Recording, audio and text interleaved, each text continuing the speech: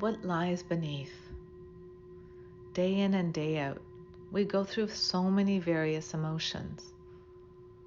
And many times, some of them are pleasant and optimistic, and some of them are difficult to digest, process, and deal with.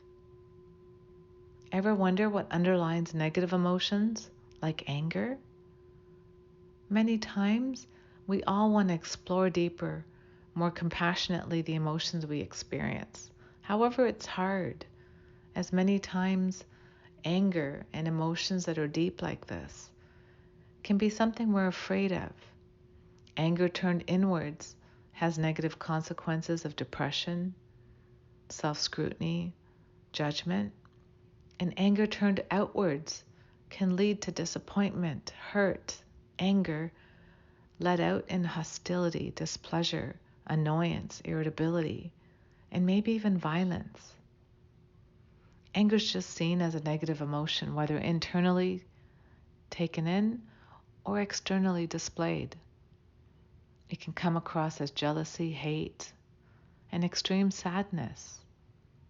Plain and simple, anger can be seen as a dangerous emotion with explosive, violent, and destructive tendencies. Most of us are afraid of the anger and what it can lead to within ourselves, in our relationships, in our circumstances, and most of all, we fear sometimes consequences that can be unpleasant. Anger is what is known as a blanket emotion or a secondary emotion, which means anger is a superficial word that covers a lot of territory but doesn't really explain what's going on.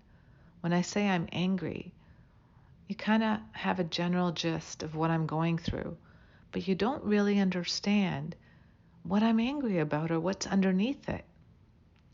Underneath anger comes a lot of other emotions that we really do need to address and acknowledge. Under that anger are true emotions, real feelings that you're going through that many times you need to express to yourself so you know to what's really going on, and you also then can communicate to others effectively and clearly of what's really going on. For example, anger can stem from a lot of deep, deep emotions about yourself, real feelings that you are going through. Anger can stem from love. Anger can stem from frustration, feeling betrayed, feeling guilty, feeling sad, feeling lonely, feeling bored. Anger can stem from feeling a loss of control in life, feeling humiliated, embarrassed, incompetent, incapable. Anger can stem from feeling denied, worthless, hopeless, not good enough. Many of these words I'm saying are words each and every one of us can relate to. Anger oftentimes is just a superficial blanket word, but underneath, really it hides all our deep-seated insecurities, self-doubt, and fears that come tied to real emotions we hold on to. Real emotions don't always mean that they're true. Real emotions just mean that we're feeling that way, and they're real feelings that we possess. But the accuracy, many times there's a lot of cognitive distortions or distorted ways of seeing reality that come underneath that. Many times we feel anger from a place of love, and it can come across as jealousy, or sometimes insecurity, or not feeling good enough, or not feeling pretty enough, or smart enough. Your head might know that's not true. I know I'm pretty. But inside, when you're feeling angry, you might be feeling anger because inside you don't feel pretty enough. There is always a level of truth, but our insecurities don't always come with truth. They come with just emotion, loaded emotion. And many of us sometimes just struggle with understanding it all.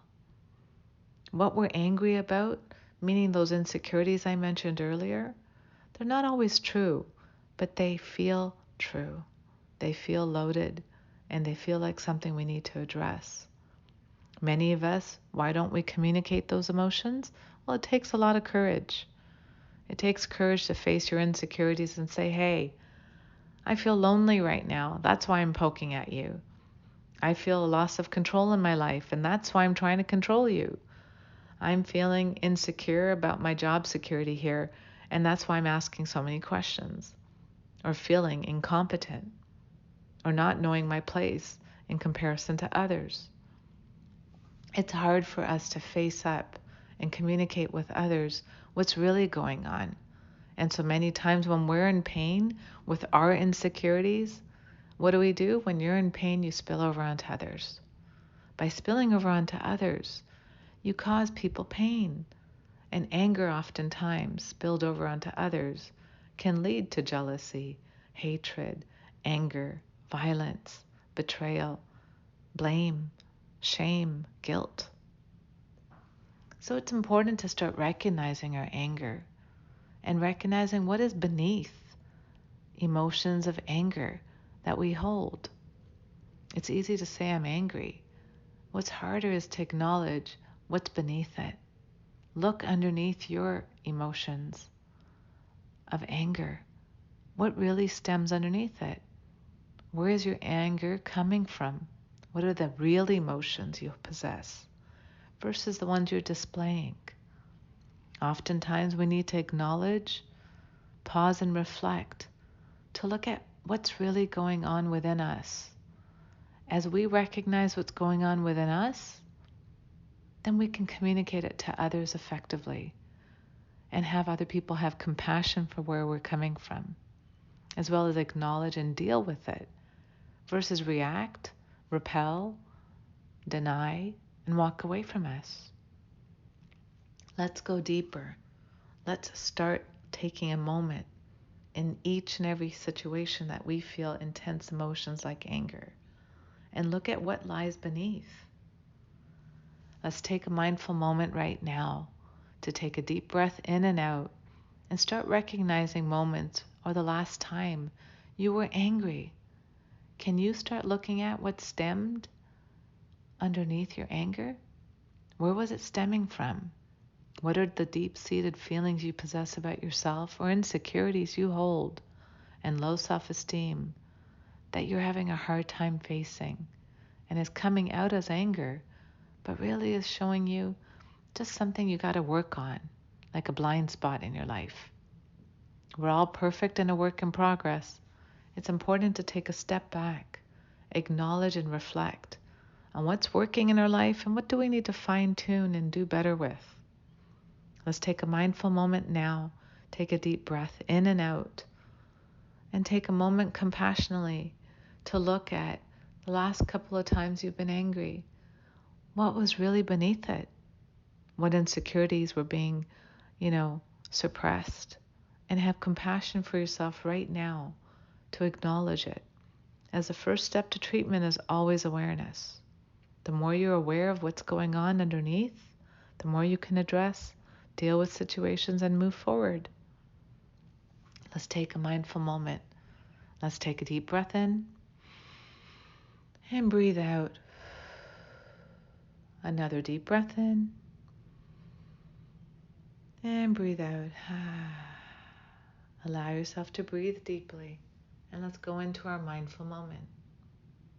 Inhaling and exhaling, relaxing deeper and deeper with compassion to allow ourselves to learn and grow, to be better versions of ourselves.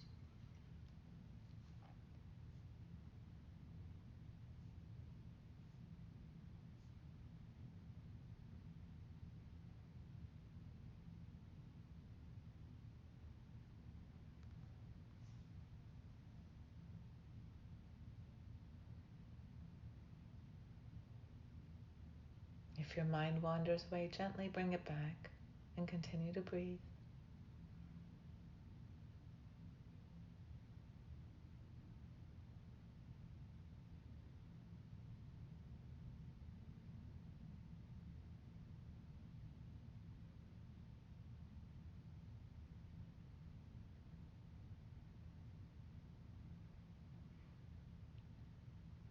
Gently bring yourself back from your thoughts and recognize again, anger is an interesting emotion as it has so much more beneath it.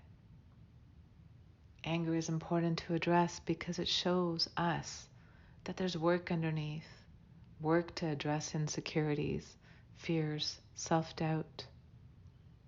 And it's important for us to grow as human beings by being authentic and acknowledging true emotions.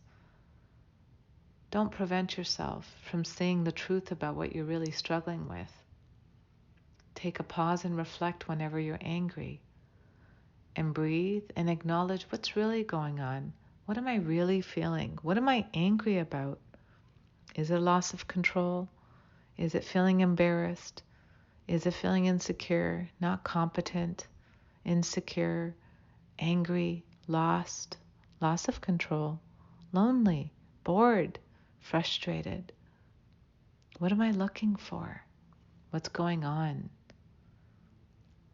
Many times we fight, flight, or freeze when it comes to anger. But pause and reflect. Take a mindful moment and go inwards to explore what is really going on versus get defensive or angry, repressing it or projecting it. We need to look at a new way to move forward with these emotions, as many times each and every one of us want to feel more in control of our emotions, want to feel more in charge of ourselves. And really, we all do want to be higher, better versions of ourselves. Let's learn to lift the blanket and see what's really going on the inside. What's underneath? What are your true feelings behind situations that trigger anger? And then also have compassion and have courage to face those dark words that sometimes are hard for us to acknowledge: loneliness, fear, self-doubt, anger, guilt, betrayal, victimization, feeling taken advantage of, feeling stupid, feeling naive. We use these words and we're quite hard on ourselves. Self-scrutiny is very common. And so let's each and every one of us improve our communication first and foremost with ourselves, and then improve our communication with others. The only way to speak to others authentically and truly is first to start with yourself.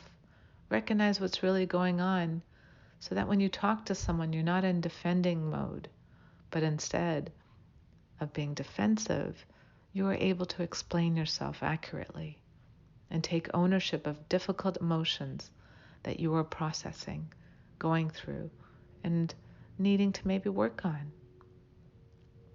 This allows for more authentic interactions with yourself, with others, and does definitely open the door to positive changes in our lives. So as a simple reminder, when anger shows up, pause and reflect.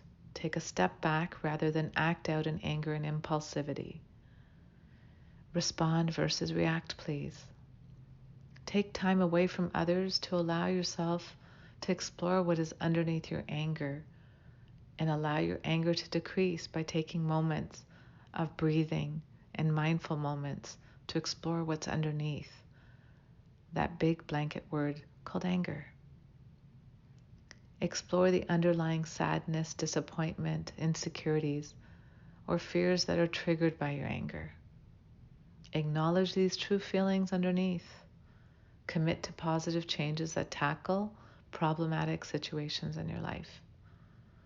Each and every one of us, remember, you're perfect and a work in progress. Looking at those insecurities underneath your anger are nothing but the fine-tuning you have to do, the work in progress part. Don't be ashamed of it. Each and every one of us have to work on things. Acknowledge yours, take charge, and move forward.